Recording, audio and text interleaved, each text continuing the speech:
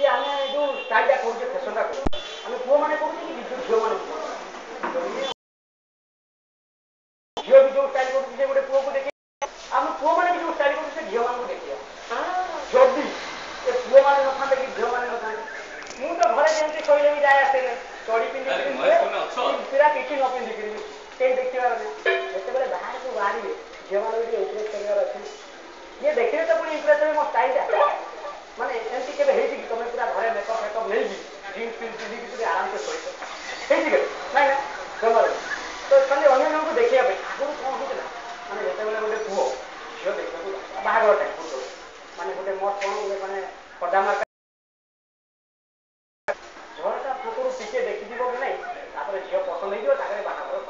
एवं कि कौन हो पुओ जीव देखी सामना सामने बस झीलटा मैंने 80% किसी पिंधि न मात्र 20% पिंधि पुओ बाहर को आसला कह अरे भाई सब तो देखिए तो कौन जिनसा देखिपारे तो दर्शक बंधु